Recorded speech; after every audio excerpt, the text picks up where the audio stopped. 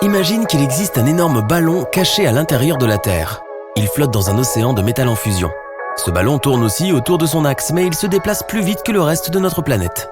C'est à cela que ressemble le centre de la Terre.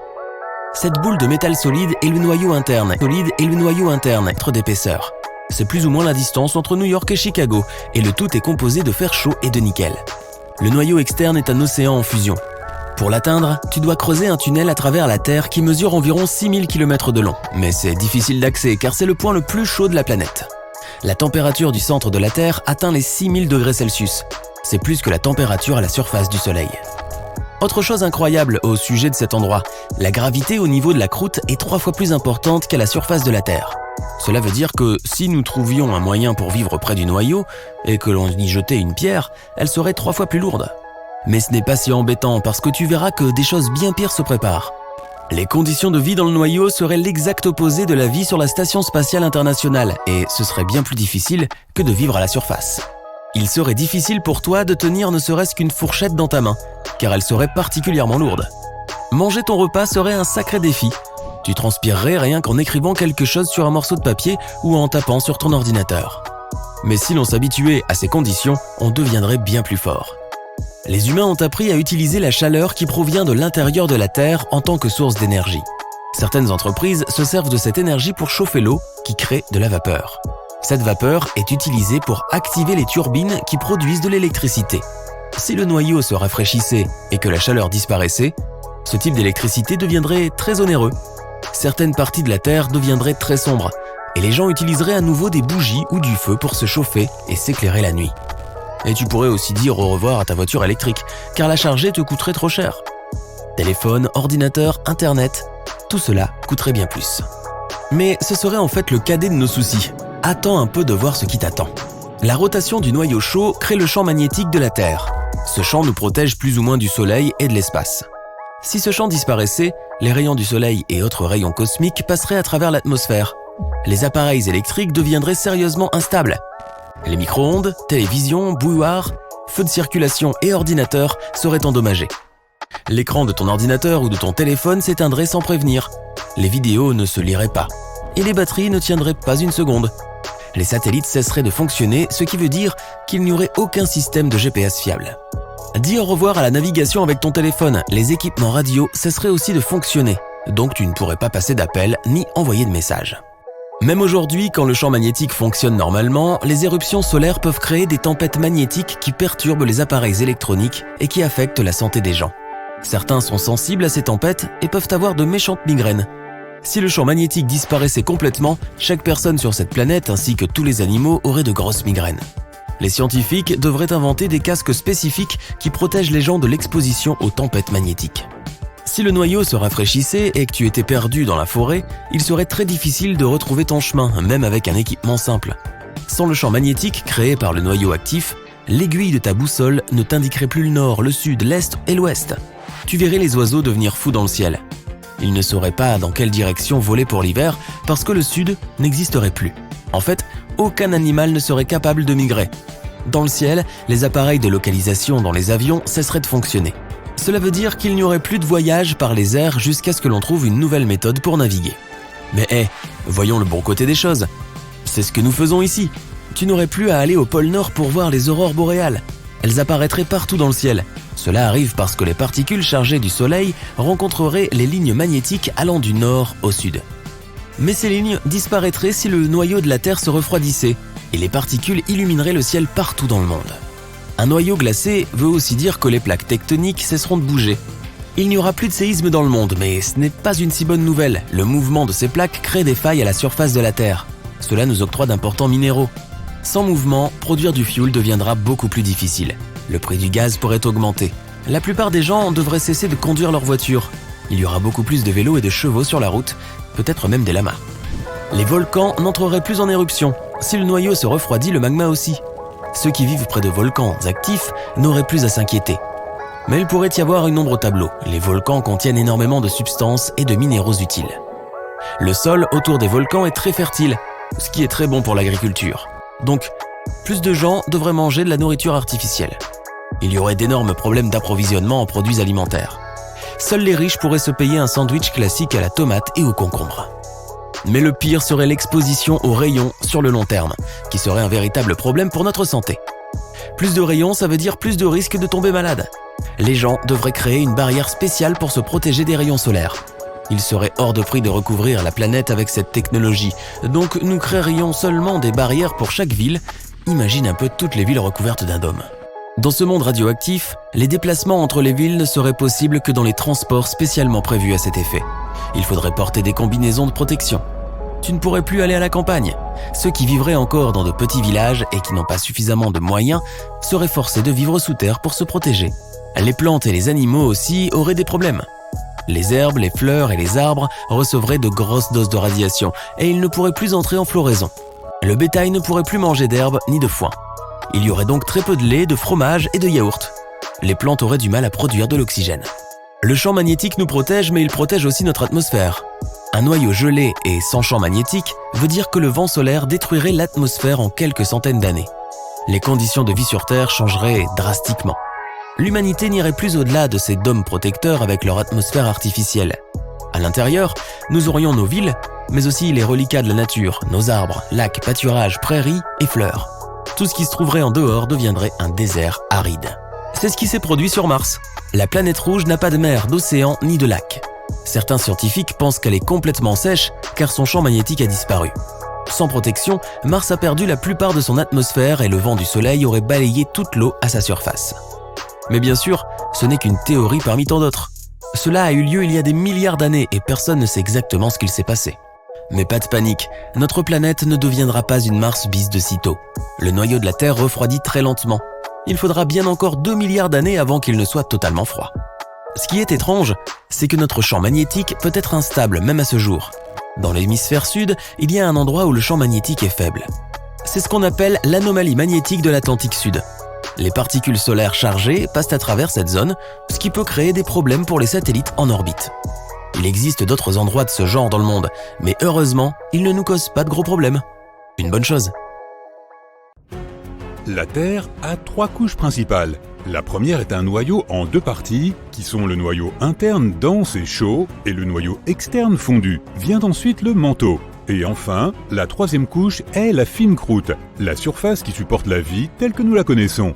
Du moins, c'est ce que nous pensions jusqu'à présent, car les scientifiques ont récemment découvert une nouvelle couche mystérieuse située au plus profond du noyau interne solide. Le noyau interne de la Terre fait environ 2/3 de la taille de la Lune et est composé de nickel et de fer solide. Il est brûlant. La température au centre de notre planète est la même qu'à la surface du Soleil. Le noyau externe peut atteindre une température de près de 5500 degrés Celsius. Il est difficile de l'explorer car nous ne pouvons pas nous y rendre. Et c'est un peu comme regarder à travers une fenêtre vraiment sale de 5000 km de métal et de roches en fusion. Mais nous pouvons compter sur des expériences de laboratoire effectuées sur des roches pressurisées chauffées, sur les signaux des ondes sismiques et sur des modèles informatiques. Lorsqu'un tremblement de terre se produit, il envoie des ondes de choc sismique. Ces ondes traversent les couches à une vitesse différente selon la direction qu'elles prennent et le matériau qu'elles traversent. Dans la nouvelle étude, une équipe de scientifiques a collecté un ensemble de données provenant de 100 000 séismes profonds. Certains d'entre eux se sont produits à plus de 100 km sous la surface. Lorsqu'un tremblement de terre se produit d'un côté de notre planète, les scientifiques suivent ces ondes tout le long jusqu'à l'autre côté. Les ondes changent lorsqu'elles arrivent de l'autre bord et les scientifiques essaient d'identifier les matériaux que ces ondes ont traversés. Ils ont découvert une nouvelle couche dans le noyau de notre planète grâce au tremblement de terre. Normalement, les ondes de choc se déplacent le long de l'équateur, mais à l'intérieur de la Terre, elles s'écartent et vont dans des directions différentes, environ 60 degrés sur le côté. Lorsque les ondes traversent le noyau interne en allant du nord au sud, elles voyagent plus rapidement que les ondes qui traversent le noyau parallèlement à l'équateur. Il est important de comprendre le noyau, car il crée notre champ magnétique qui, à son tour, protège la planète d'éléments comme les vents solaires, qui sont des particules chargées provenant du Soleil. Dans les années 60, nous avons découvert que la Terre pulsait toutes les 26 secondes. C'est comme un mécanisme d'horlogerie, un battement de cœur géant. Le sol tremble légèrement, mais nous ne le sentons généralement pas. Les chercheurs peuvent toutefois enregistrer ce tremblement. Certains d'entre eux pensent que le plateau continental se présente comme un énorme déferlement de vagues sous les océans. Par exemple, la partie la plus haute du continent nord-américain tombe dans une profonde plaine abyssale. Une théorie stipule que les vagues frappent cet endroit en produisant des impulsions régulières. C'est comme si tu avais toutes sortes de tambours, que tu les frappais avec tes mains et que tu frappais accidentellement l'endroit précis qui produit le bang harmonique pour faire trembler notre planète entière. Si cette théorie est vraie, nous avons de la chance qu'il n'y ait pas d'autre point comme celui-ci qui puisse faire trembler la Terre. D'autres scientifiques pensent que la pulsation se produit parce qu'il y a un volcan près du point critique, l'île de Sao Tomé, dans la baie de Bonny. Tu marches, tu cours, tu sautes, mais quand tu t'arrêtes, tu as toujours l'impression d'être immobile. En réalité, tu es en mouvement même lorsque tu es parfaitement immobile, car notre planète est toujours en mouvement. Selon l'endroit où tu te trouves, tu peux tourner dans l'univers à plus de 1600 km/h. C'est au niveau de l'équateur que tu atteindras la plus grande vitesse. Fais tourner un ballon de basket sur ton doigt et regarde l'équateur du ballon. Un point aléatoire sur celui-ci a plus de distance à parcourir en une seule rotation que n'importe quel point plus près de ton doigt. Cela signifie que le point sur l'équateur se déplace plus rapidement. La Terre est une planète qui se recycle en permanence. Le sol sur lequel nous marchons est recyclé. Le cycle des roches de notre planète transforme les roches d'un type en un autre. C'est un cycle qui se produit sans cesse. Les profondeurs de notre planète sont remplies de magma. Lorsque le magma sort à la surface, il durcit pour devenir de la roche. Les processus tectoniques, comme l'activité volcanique, les tremblements de terre, la formation de montagnes et tous les autres processus qui façonnent la surface de notre planète, apportent cette roche à la surface de la Terre. Lorsque la roche est à la surface, l'érosion la façonne et rase ses morceaux. Ces petites particules sont ensuite déposées. Toute la pression venant d'en haut compacte les particules pour former des roches sédimentaires, comme le grès par exemple. Les roches sédimentaires peuvent aussi se retrouver de plus en plus profondément sous la surface de la Terre. Comme il y a beaucoup de chaleur et de pression, elles sont cuites et deviennent des roches métamorphiques. Elles peuvent remonter à la surface une fois de plus, ou même finir par être de nouveau érodées. Parfois, les plaques de la croûte terrestre se poussent les unes sous les autres, et ainsi, les roches peuvent se retrouver en magma une fois de plus. Nous n'avons exploré que 5% de l'océan jusqu'à présent. L'océan lui-même, ainsi que la vie sous le plancher océanique, sont encore un mystère. Les sédiments qui se trouvent sous nos océans abritent différents micro-organismes qui existent même à des profondeurs de 2,5 km sous le plancher océanique. Il y a là des microbes cachés dans les profondeurs des roches volcaniques au large des régions du Pacifique, sous 265 mètres de sédiments. La biosphère sous le plancher océanique se développe extrêmement lentement par rapport à la vie à la surface. La division cellulaire ne s'y produit que tous les 10 à 1000 ans. Quelque chose est différent concernant l'axe de la Terre. Les changements climatiques et la fonte des glaciers, principalement dans des régions comme l'Himalaya et l'Alaska, ont fait bouger cet axe. Notre planète a deux sortes de pôles. Les premiers sont les pôles magnétiques sud et nord. Ils affectent des éléments comme la dérive et la navigation. L'axe autour duquel la Terre tourne est un autre type de pôle. Il s'est un peu déplacé au fil du temps, mais nous ne savons pas exactement pourquoi. Les chercheurs ont réalisé que des masses d'eau en mouvement poussent l'axe de la Terre vers l'est. Prends l'exemple d'une bassine d'eau. Si tu la fais bouger d'avant en arrière, les remous font que l'eau déplace son poids tout autour. Un processus similaire se produit à l'échelle planétaire. Quelle que soit l'ampleur d'un tremblement de terre, aucun humain ne pourra jamais sentir un tremblement de terre de l'autre côté de la Terre, bien que certaines personnes prétendent le contraire. En 2013, il y en a eu un près des îles Kuriles d'une magnitude de 8,5. Il a atteint une profondeur d'environ 650 km. Il était si fort que des personnes en Australie ont déclaré qu'elles avaient pu sentir le sol trembler. Le plus fort tremblement de terre s'est produit au Chili en 1960 avec une magnitude de 9,5. La zone de rupture s'est étendue de 500 km à près de 1000 km le long de la côte du pays. Les tremblements de terre d'une magnitude de 10 ou plus ne peuvent pas se produire. La magnitude dépend de la longueur de la faille où il se produit. Plus la faille est longue, plus le tremblement de terre est important. Une faille est une cassure dans une partie de la croûte terrestre. Il y a des roches des deux côtés et elles se déplacent les unes par rapport aux autres. Nous n'avons pas trouvé de faille suffisamment longue pour générer des séismes d'une magnitude de 10 ou plus. Si cela se produisait, la faille s'étendrait autour de la majeure partie de notre planète. Un tremblement de terre d'une magnitude de 12 nécessiterait une faille plus grande que notre planète. Un côté de notre planète devient plus froid que l'autre. La Terre possède un système qui la maintient au chaud de l'intérieur, un liquide rouge et chaud situé profondément sous la surface. Il tourne et en même temps génère un champ magnétique et une gravité. De cette façon, le noyau de la Terre maintient l'atmosphère au plus près de la surface de la planète. La Terre absorbe aussi la chaleur du Soleil, principalement à la surface. La chaleur ne se répand pas de manière uniforme sur toutes les parties de la Terre. Un côté de la planète, l'hémisphère pacifique, perd de la chaleur plus rapidement que l'autre, l'hémisphère africain. Cela se produit parce que les terres retiennent plus de chaleur que la surface sous l'océan. Le plancher océanique est beaucoup plus fin que la masse terrestre. De plus, la température causée par la chaleur provenant de l'intérieur de la Terre diminue à cause des énormes quantités d'eau froide au-dessus. Les nuages ne sont pas seulement des morceaux de coton lointains et duveteux. Ils pèsent plus de 500 tonnes et aident à réguler la température de notre planète. Si tu prenais toutes les gouttelettes d'eau des nuages et que tu les déversais à la surface de la Terre, tu pourrais recouvrir la planète d'une couche liquide aussi fine qu'un cheveu humain. Cela ne semble pas beaucoup, mais cette eau est d'une importance cruciale pour le climat. Nous aurions des températures plus chaudes si les nuages n'existaient pas.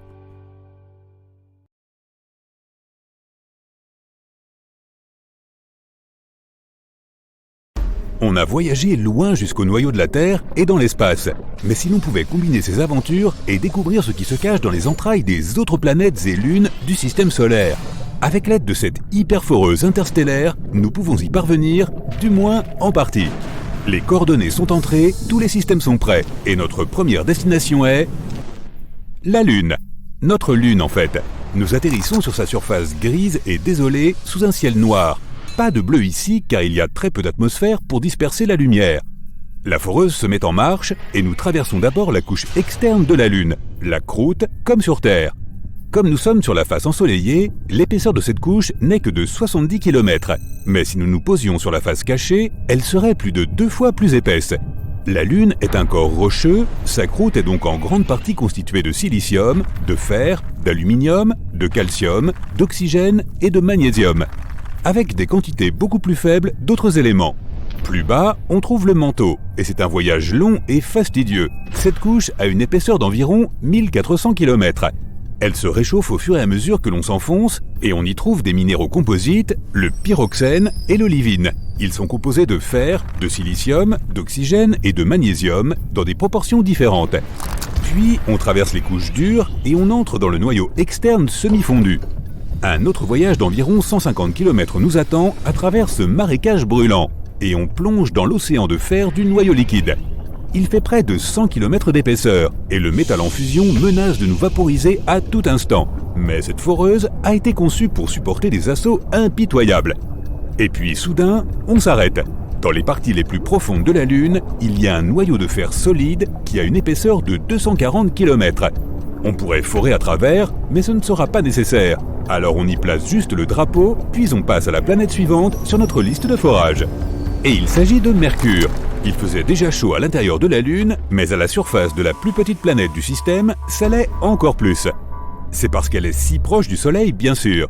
Très bien, forons. Mercure possède une coquille externe assez épaisse, qui est à la fois sa croûte et son manteau, et qui s'étend sur environ 400 km de profondeur. Ce n'est pas le voyage le plus fascinant, elle ressemble à la Terre dans plusieurs aspects. Mais ensuite, la foreuse s'arrête et s'enfonce dans une paroi métallique solide. Il s'agit du noyau de Mercure qui a un diamètre de plus de 4000 km. Il occupe 85% du diamètre total de la planète. Inutile d'essayer de forer à travers celui-ci, il est entièrement métallique et extrêmement dense. Passons à la planète suivante, et nous voici sur Mars à présent. Oh, regarde, c'est le coucher du soleil ici, et le soleil rend le ciel d'un bleu brumeux. Mais tu connais la procédure. Je veux dire, on est ici pour forer, et c'est ce qu'on va faire. La croûte de Mars est assez fine comparée à celle de la Terre, seulement 10 à 50 km de profondeur. Mais sa composition est sensiblement la même. Fer, aluminium, calcium, potassium et magnésium. C'est l'une des raisons pour lesquelles les humains cherchent à coloniser un jour la planète rouge. Elle est très semblable à la nôtre. Nous avons très vite percé la première couche, et la seconde, le manteau, se trouve maintenant devant nous. C'est une couche dure et rocheuse d'une épaisseur d'environ 3000 km. En raison de sa taille, Mars n'est plus actif sismiquement. Il n'y a tout simplement pas de magma en ébullition sous la surface de la planète, ce qui la rend silencieuse et paisible. C'est un long travail de forage, mais nous nous arrêtons finalement de manière brutale en nous heurtant au noyau, une boule de fer, de nickel et de soufre d'un diamètre de 3200 à 4200 km. Ce noyau est plus gros que celui de Mercure, mais la planète elle-même est plus grosse aussi, donc ça se comprend. Ok, notre prochain arrêt est encore plus intéressant car il s'agit de Jupiter. Cette géante gazeuse a une masse 2 fois supérieure à celle de toutes les autres planètes du système solaire réunies. Et nous avons atterri en plein milieu d'un océan. L'océan, si j'ose dire, est le plus grand de tout le système, et il est fait d'hydrogène liquide. La foreuse passe sans problème à travers la surface de la planète, puisqu'il n'y a pas de roche ou de métal dur ici, seulement du gaz et du liquide. Mais les secousses, aïe aïe aïe, la pression sur cette planète est plus qu'énorme, elle est inimaginable. La foreuse est à peine capable de la supporter, et plus elle s'enfonce, plus la pression augmente aussi. Nous avons atteint le noyau de Jupiter et ces conditions sont presque insoutenables. La température ici est d'environ 50 000 degrés Celsius. Et le noyau lui-même n'est pas solide mais liquide, maintenu par l'immense pression de tous les côtés. La foreuse commence à vibrer de façon inquiétante. Mauvais signe. Vite, on sort d'ici avant qu'elle ne se brise. Ouf, pas de vent, pas de pression, pas de chaleur. Tout autour de nous n'est qu'un vaste désert glacé, sillonné de crêtes et de bandes rougeâtres. C'est Europe, une des lunes les plus prometteuses de Jupiter. Pendant que nous forons à travers la glace, laisse-moi t'expliquer. Europe est l'une des candidates les plus probables pour abriter une vie extraterrestre dans le système solaire. Et elle peut être trouvée juste en dessous de la coquille de glace à travers laquelle nous sommes en train de creuser. Elle n'a qu'une épaisseur de 15 à 25 km, alors qu'en dessous se trouve un énorme océan d'eau salée, 2 fois plus grand que tous les océans de la Terre réunis. Le point le plus profond de la Terre est le Challenger Deep, et il se trouve à un peu plus de 10 km de profondeur. L'océan d'Europe, quant à lui, peut atteindre jusqu'à 160 km de profondeur. Qui sait ce qui peut se cacher dans cette mer si sombre et si profonde ? Quoi qu'il en soit, on traverse rapidement cette eau et on atteint finalement le fond de l'océan. Le manteau commence ici et il est fait de roches, tout comme sur Terre. Et à peine plus profond, on trouve le noyau métallique de ce satellite. Europe est un peu plus petite que la Lune de la Terre. Il n'est donc pas très surprenant d'atteindre son centre assez rapidement. Ok, on continue et on va plus loin. Oh, je préfère qu'on fore aussi vite que possible. Regarde autour de toi, ça brûle ici. Nous sommes bien sur Io, une autre lune de Jupiter, et le monde le plus volcaniquement actif du système solaire. Regarde, ce volcan fait 2 fois la taille du mont Everest, et il est en train d'entrer en éruption. Heureusement, nous sommes déjà sous la surface d'Io, mais ça ne veut pas dire que nous sommes en sécurité pour autant.